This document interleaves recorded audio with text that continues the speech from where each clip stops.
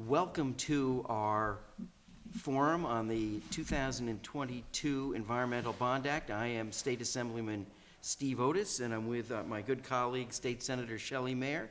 And we have some great panelists and a panel discussion to talk about the upcoming Environmental Bond Act, and especially how provisions in the Bond Act and programs in the Bond Act are important to issues we have here in Westchester County.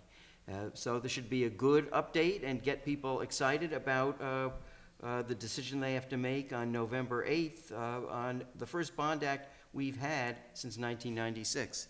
Shelley, why don't I give the floor to you? Well, thank you, Steve, and it's a pleasure to be here, and I want to give credit to Steve for initiating the idea that we had to have a public conversation about something that is on everyone's ballot, but it's on the back side of your ballot. So having been one who forgot to turn over a ballot once or twice in my life, I can tell you we need to actually have a conversation to remind people to turn it over, and then my recommendation, vote yes. This is an extremely important provision that will address a number of the environmental challenges that we face, and Steve and I have been dealing with straight on here, particularly on the Sound Shore. Before you introduce, let me throw something in. Where are we? We are here at the J. Heritage Center in Rye. We want to thank the J. Heritage Center for hosting us. We're in the Carriage House.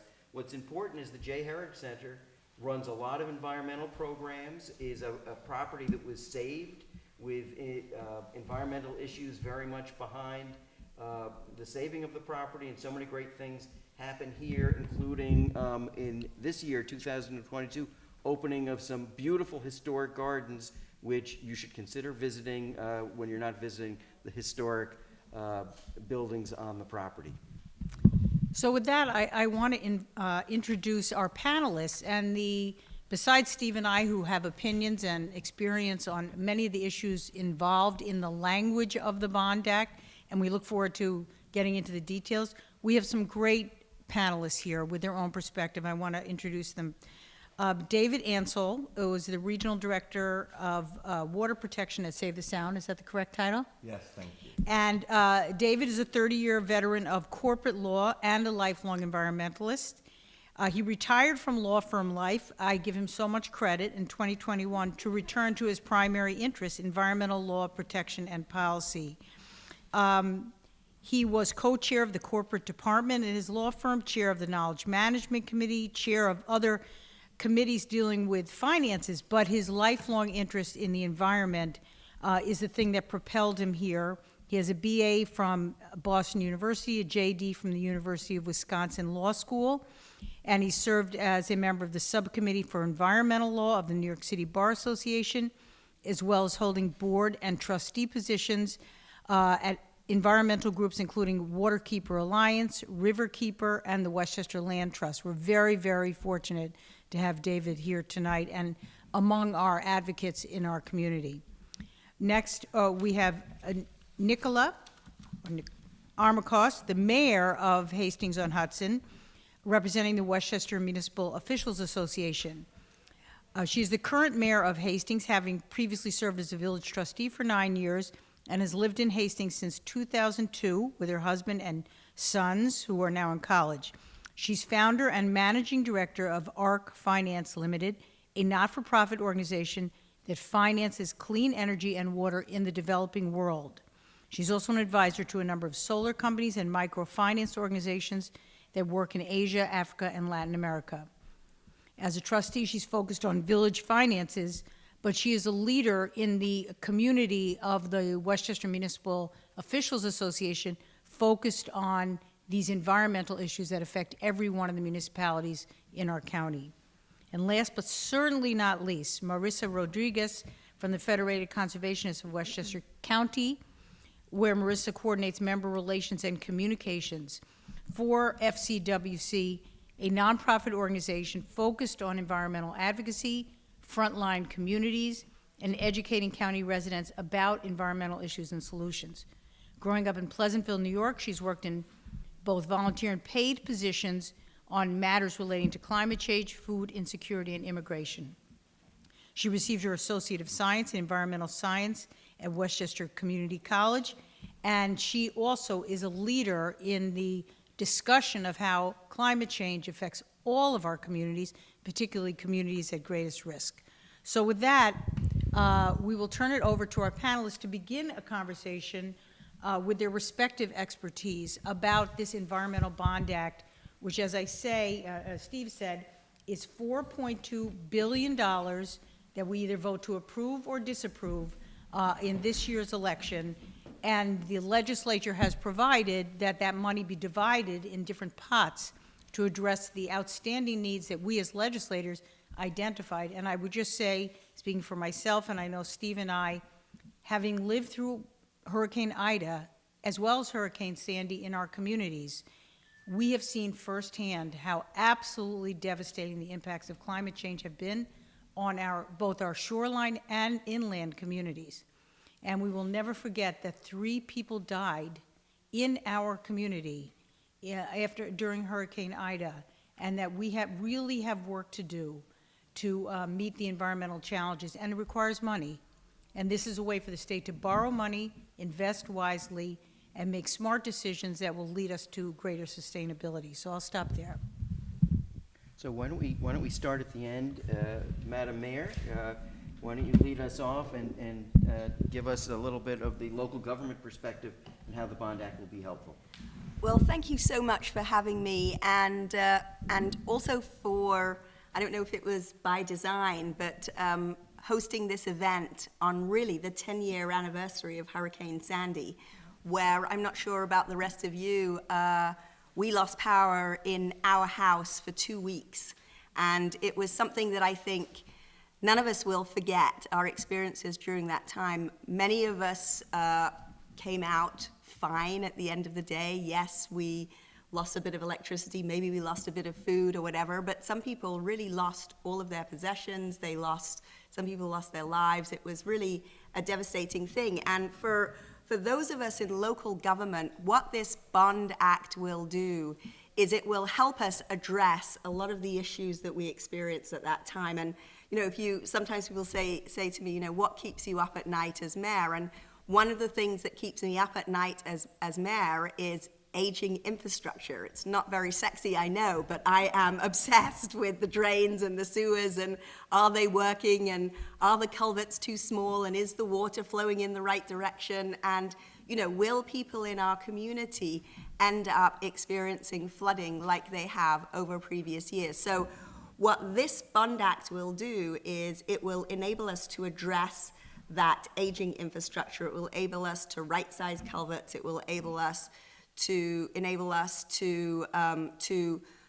daylight streams. It will enable us to do all sorts of things that will really improve the situation, mitigate against flood damage, put in green infrastructure, bioswales, rainwater gardens, all of these things that are nature-based solutions that can really make a difference, and hardcore engineering that's needed in some places. And so all of those things I think will be really valuable.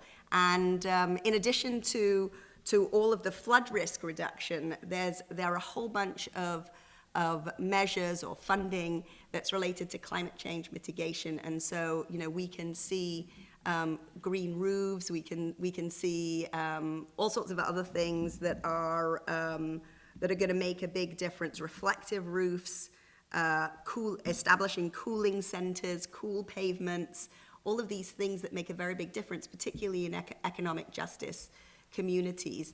And, for those of you who care about jobs, this will create really a lot of jobs, good, well-paying jobs in the green economy, and it's something that's supported by a number of unions as well. So clearly it's viewed as something that will make a difference. And those jobs don't just pay people in their individual families to work, but those people have to buy things, they have to sleep somewhere, they have to eat somewhere. It has a residual effect on the rest of the community. So all of those things I think will be really very, very valuable things. But for me, first and foremost, I can't believe it's just such a gift from the state to have given us money to address infrastructure in the way that this Bond Act does. Nikki, in terms of the other members of the Westchester Municipal Officials Association, Could you go into a little more about how difficult it is to pay for these essential things on a normal operating budget and the financial stress for municipalities to do these kinds of projects? Absolutely. All of this is not part of our regular budget. This is all kind of emergency funding, if you like. And some municipalities have managed to build up reserve funds that are substantive, but many haven't. And many of them have had to use these reserve funds during these big storm events that we've seen. And we're seeing them every year. They're supposed to be once in 1,000 years or once in 500 years or whatever, but we're seeing them every 5 years, every 3 years, every 2 years. Our municipalities in Westchester are different. We have some municipalities that are on the Sound side, some of us are on the Hudson River side, some are dealing with shoreline erosion issues, some are mostly kind of green and rural, others of us are very, very urban, those of us that are closer to New York City. So we're experiencing it in different ways, but we're all experiencing it one way or another. When I look at the storm messages that come in, the municipalities that get pulled out, Hastings was one during Hurricane Ida, and I couldn't believe it. It's normally Hastings, New Rochelle, and White Plains as sort of the names that come up, but very rarely is it specifically Hastings. It will be, Dobbs Ferry, or it will be another municipality along the Hudson River. So we're all experiencing it in different ways, and there are. I've spoken to a number of different mayors in other places. One of them that really comes to mind is Piermont, where the houses, people are literally going to have to be relocated because the houses were built in a place where the Hudson River is just rising, it's going to continue to rise, and it won't be possible for people to stay where they are. And that's a really, really difficult conversation to have inside a community about the fact that your home really shouldn't have been built where it was built. It was built on a stream, or it was built in the middle of the Hudson River, or whatever the story is. Those are also very difficult conversations, and this bond act will help to address some of those issues as well, and maybe you'll come to some of that later. Well, let me just say that Steve and I both fought for provisions in the language of this that allowed for up to $250 million for voluntary real property buyout program. And we did that because of what we saw in Rybrook and in our communities where people lived in homes that were destroyed in terms of livability during Ida. They have been built back and look fine, but nobody can buy these homes at the value they were the day before the storm. And through Steve's diligence, we found a federal program, and we worked with the village to get them to the town or village? Village to apply for the funding, but it is a program that is not ideal for us. So we insisted that there be language in here specifically authorizing some of this money to be used for buyout, because if your home was worth, $500,000 the day before Ida, the day after Ida, your home was of questionable value to the new buyer, given what happened. And we have been dealing with the residents of Brook Lane in Rybrook for the last year, helping them try to figure out whether they can move forward. We need a dedicated buyout fund so that people who live, like in Piermont, in places that are no longer livable, are going to have some way to recoup their own investment, their own decisions to buy when it was not as dangerous, and now it is too dangerous. So we really fought on that buyout fund. That's and I'm excellent. very glad that it got included. Yeah, it's really excellent. So yes, I think there's a diversity of experience. There's a diversity of communities. That's part of what makes us special and amazing in Westchester.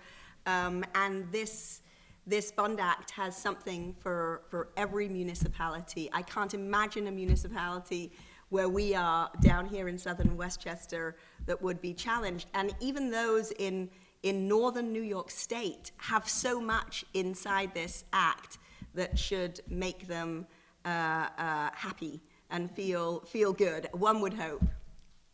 That's great.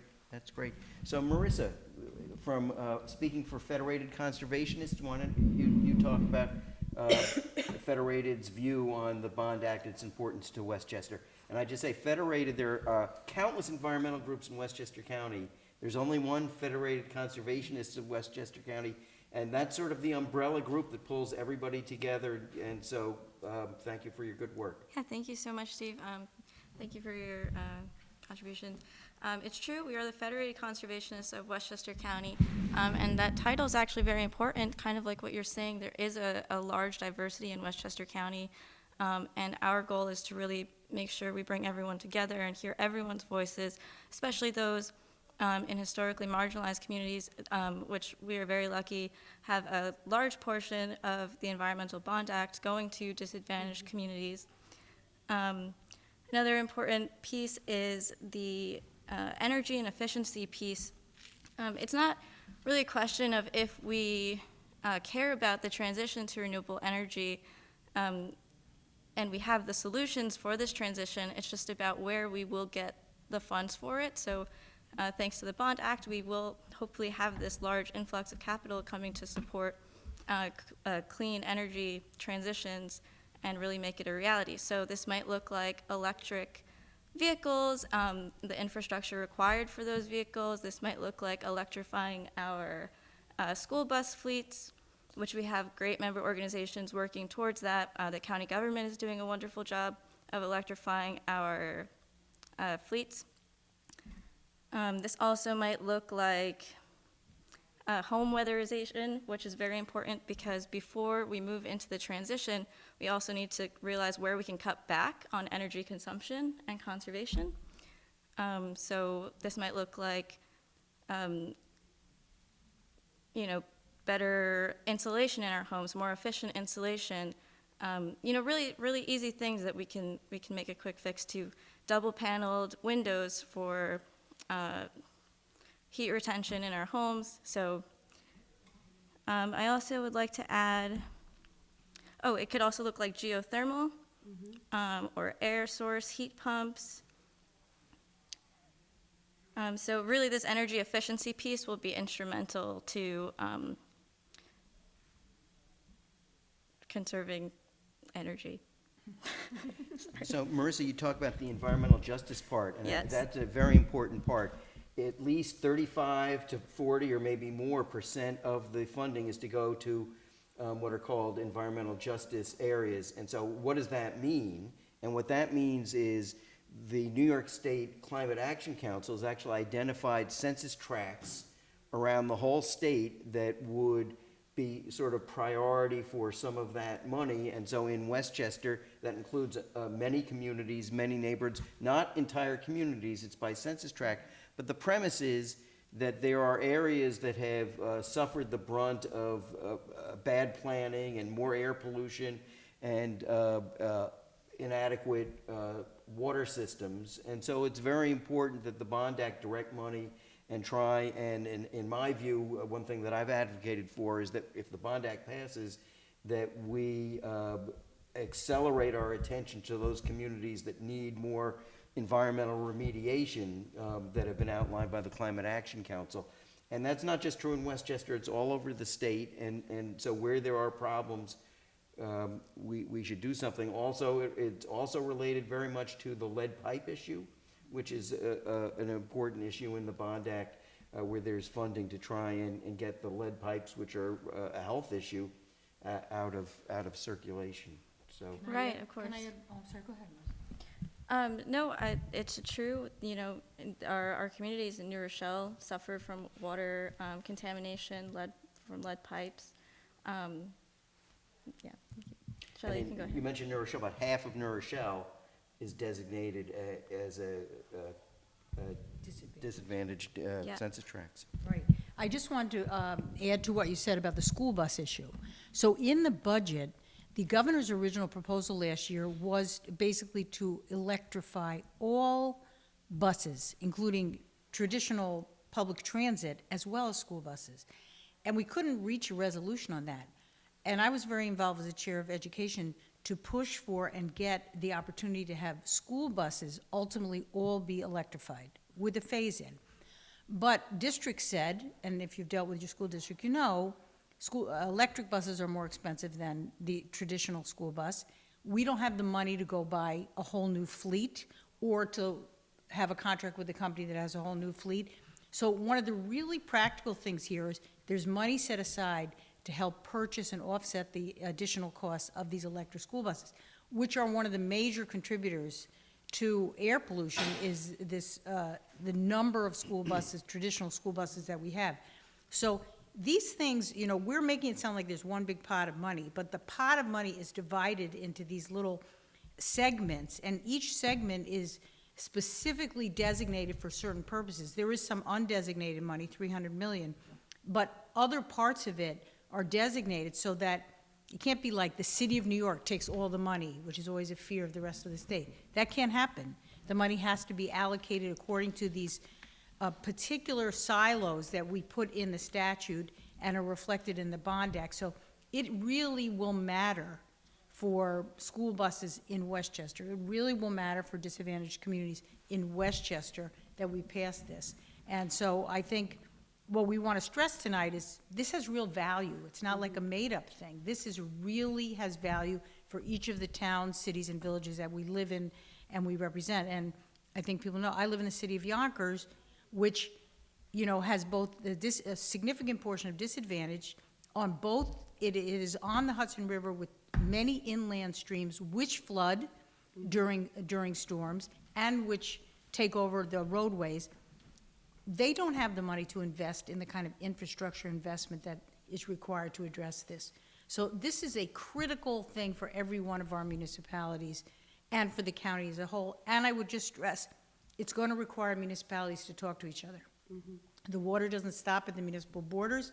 We are going to force them to work as one. And so I think it's very exciting. I didn't mean to cut you off. So you set the table. No, and thank you. I couldn't have said it better myself, but, you know, FCWC can commit to getting these municipalities talking to each other. That is our goal for sure. So we will do that in the best way we can.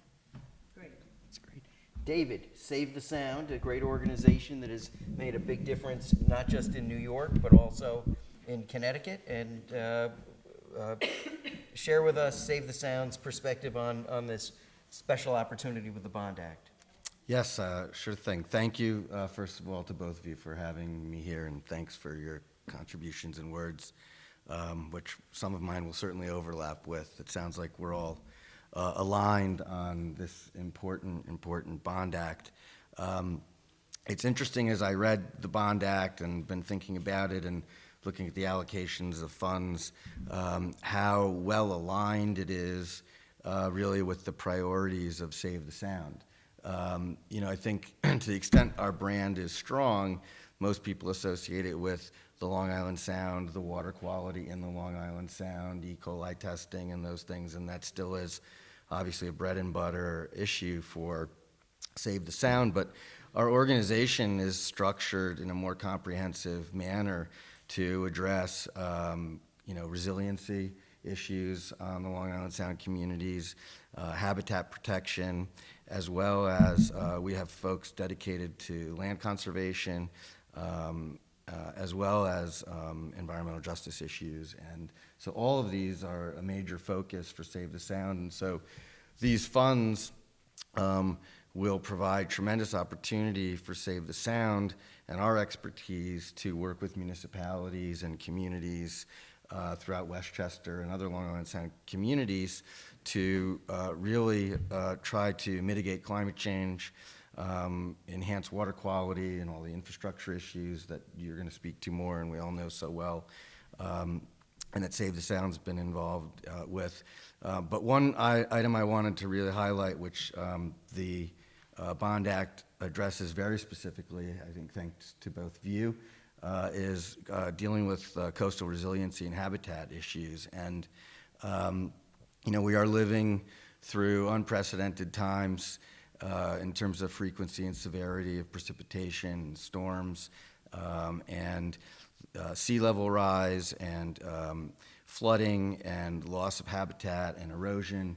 And you know, we live all of us in this community on or near the sound, and it's our water, and our watershed goes into the sound. And so one of the things that obviously this Bond Act funds is significant dollars to help deal with resiliency and mitigation as it relates to all those issues. And it's interesting, I was talking about Save the Sound really being focused on water quality in the sound, but we actually have a team dedicated to ecological restoration, and we have experts who deal with ways to mitigate erosion through living shoreline approaches and natural, using nature and marshlands and in protecting wetlands and building oyster reefs and bringing in natural solutions to try to protect and mitigate flooding and erosion in our community, to protect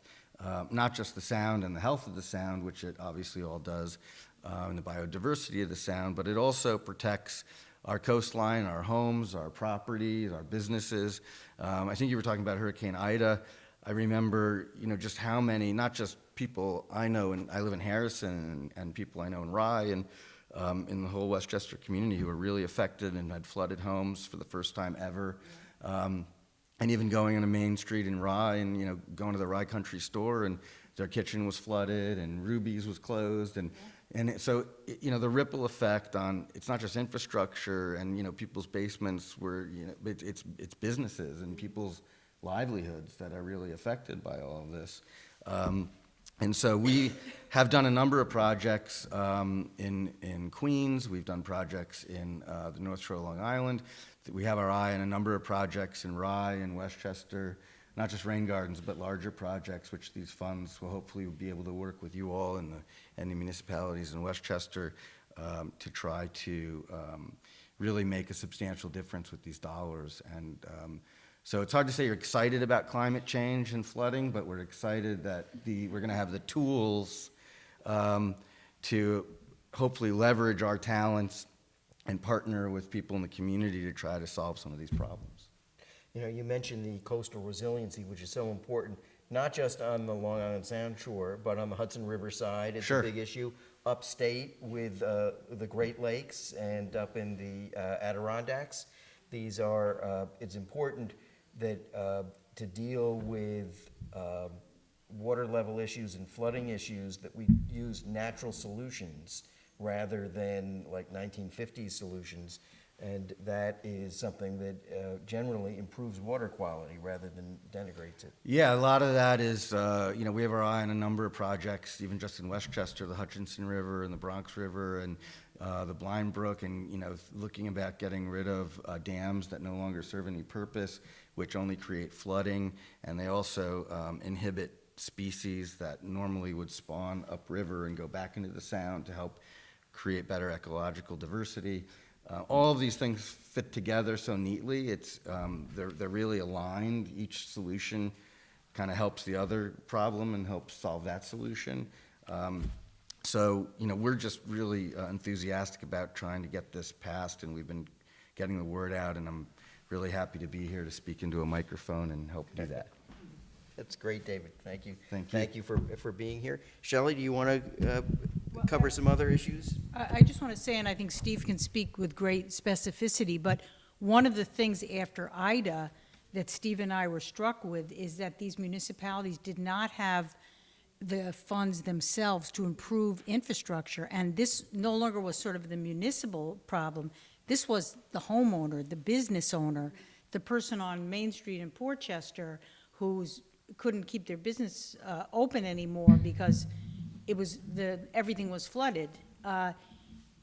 These villages, towns, and cities do not have the significant amount of capital, and I think, Madam Mayor, you can speak to this, that it requires to enlarge our pipes, to make our sewage system, to upgrade.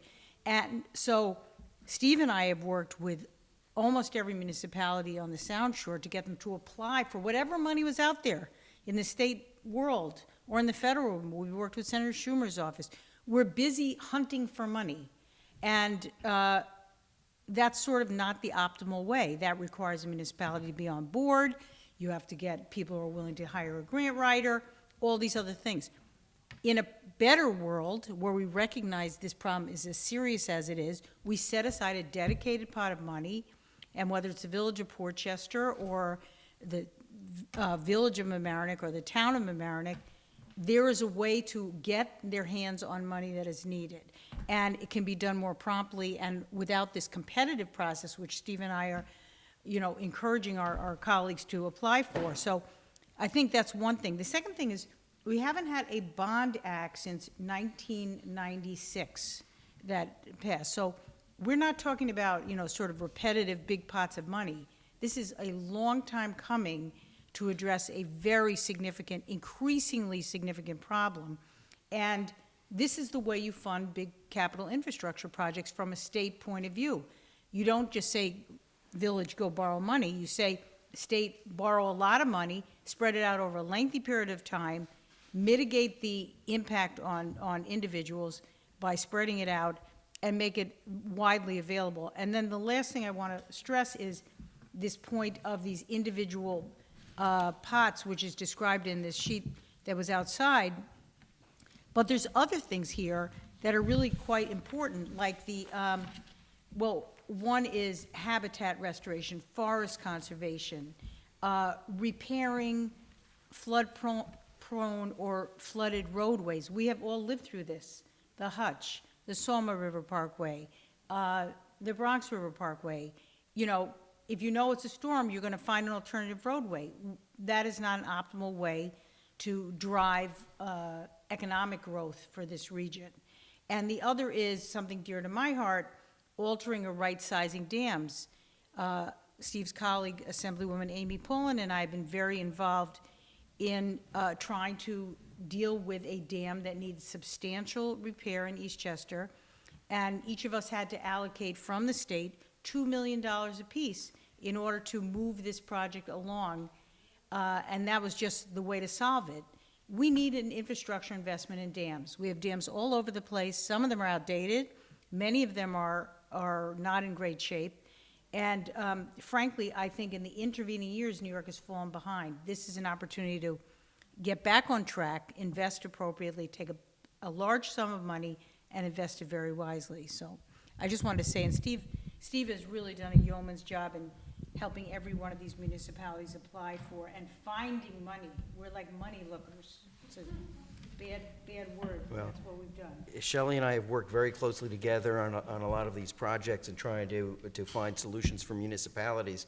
I think that another thing to reflect upon, you had mentioned it since '96, but the previous one before that was '86, and then there was one, I think, '72, a couple in the '60s. So this is the longest stretch in really most of our lifetimes that we've gone without an Environmental Bond Act. And so what does that mean? That means that the boost of financial help from the state to do these kinds of projects has really been deferred. If we were doing it on sort of 10-year cycles, and now we're almost up to 25 years without having done one, it means that there are a lot of projects that really should have been in the works that need that boost. I want to talk a little about clean water for a second, because one of the things that's in here is a new boost of money for our clean water programs, which Shelley and I have both fought hard for going back to 2015.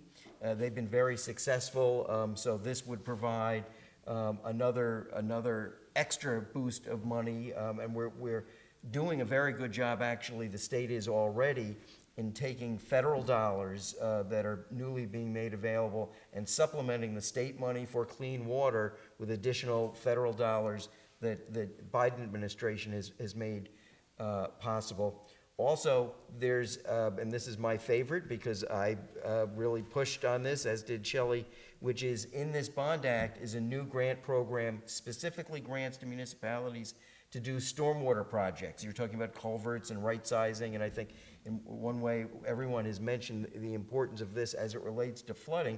Shelley and I were here in Rye, and we went to some neighborhoods where these houses are nowhere near a body of water. They are nowhere. There's no Long Island Sound. There's no brook or stream.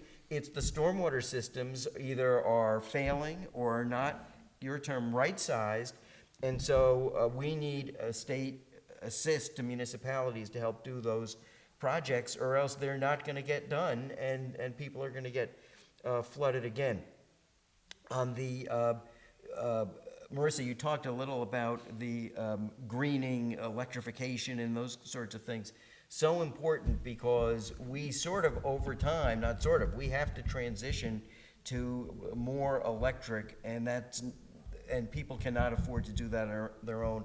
Municipalities cannot afford to do that on their own. The Bond Act has money to help and municipalities to do more of that, not just the school buses, but a lot of municipalities want to move more towards the electric fleets or electric vehicle charging, and but these are all really capital expenses. These are things that should be bonded, not coming out of annual taxpayers' dollar.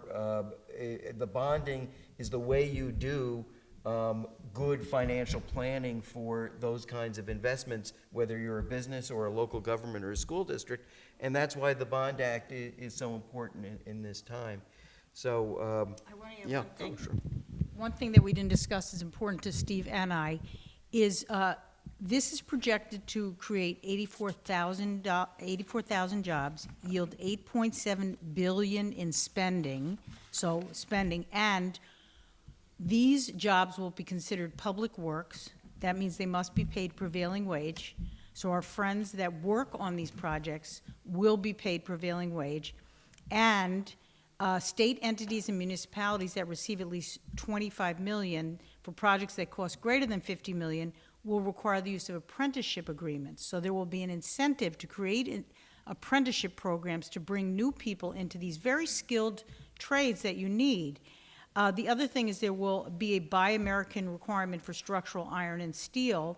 There are times it can be waived, particularly if there's not enough steel and iron made in the United States, but there's a strong preference for Buy American for steel and iron. And I know for myself and Steve and my colleagues, you know, we have so many of our constituents who will benefit by these jobs, provided they are prevailing wage, provided they are good jobs, and provided they have a long-lasting impact on our economy. And that is one of the things we fought to have included in this. So this is a good deal for sort of everyone who's going to benefit. One of my concerns, and I think the reason Steve suggested doing this, is people minimize this, because one, because it's on the back, and two, because there's not a lot of discussion about it. We're in a very contentious political environment. People are talking about the front side of the ballot, but we actually really need to talk about the back side of the ballot. So this is, I won't say equally important, but it probably is equally important to the front side of the ballot, and we need to give it attention, and that's the point of tonight. Shelley, also on the jobs, they've sort of done a study and come up with this estimate. I actually think the estimate is low, because on the clean water stuff that we've worked on, there's been $1.8 billion spent so far. That has created over 100,000 jobs. So I think that the $4.2 billion is going to a lot more jobs, and for some of these things, these are skilled crafts. Some of them are existing crafts, some of them are new technology things that the apprenticeship programs are going to be very helpful, and there's going to be a longer life to some of these energy transition jobs, because there are going to be other sources of funding. People are going to convert apartment buildings, single-family homes, schools to move away from fossil fuels. It's going to take some time, and it's going to take work. It's going to take labor. Guests, any closing comments from any of you before we wrap this up? I would just love to underscore the comment you made about really partnerships between municipalities. And I think one of the things that we tend to do as municipalities is kind of look inward and not really think about the effects of our actions on our neighbors. So, for example, we in Hastings, every time we have a shower, that water flows down to Yonkers. You know, we're intimately connected to one another, and I think finding ways under the auspices of this Bond Act to work collaboratively and cooperatively will be really important, and there are lots of vehicles already in place to do that.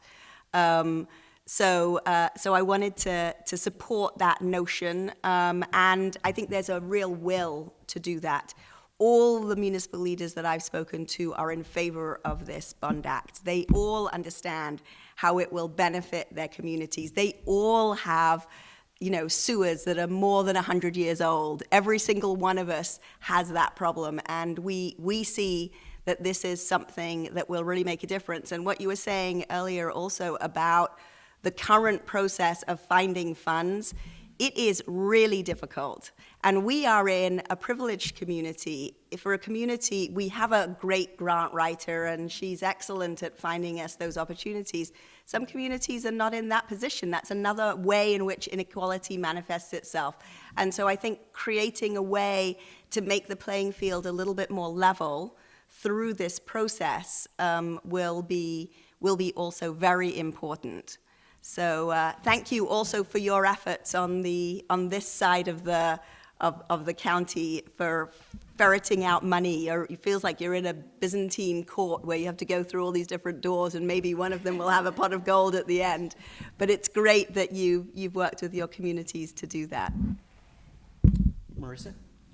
Yeah, I guess I also just want to reiterate thank you for all of your efforts on the Bond Act and ensuring that it isn't just one big pot, that there are very specific goals, and I agree everyone should be working collaboratively, and when the time comes to really spring into action, I do hope that the communities that need help most really do get the grants written and the money for the projects that are needed to build these cities back up. And it's really interesting to hear you say how many moving parts there are, especially at a local government scale, to make sure that your city's infrastructure is it will sustain itself. Yeah, thank you. Thank you, Marissa. David?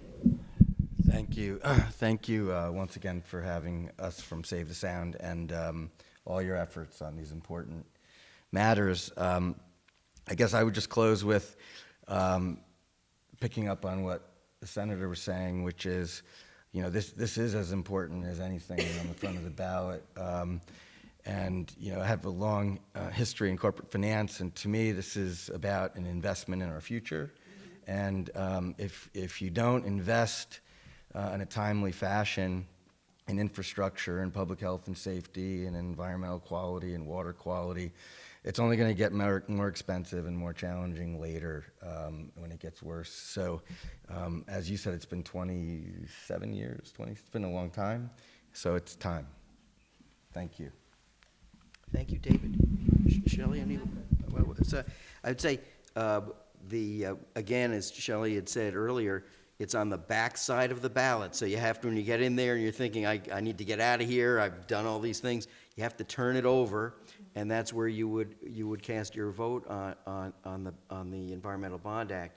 The one thing that I think is, can you imagine if it didn't pass, and all these needs that we have that are so pressing, and we would really be in a much worse situation than getting this funding. And the funding isn't all spent with environmental bond acts. It's not all spent at once. It's sort of spent in a rational way over a number of years, and that's been the history with the prior environmental bond act. So we've had a great panel. I have a great colleague, and thank you all for coming, and thank you, home viewers, and get the word out. This is an important matter for everyone to consider on November 8th, and I would also say, on behalf of the organizations here, they're available for your involvement and volunteer time. Shelley and I are available for any problem that comes up if we are your representatives. And another thank you to the J. Heritage Center, Kevin Perino, Executive Director, Suzanne Clary, President, for allowing us to use their fine space. Have a great evening. Thank you. Thank you. Thank you.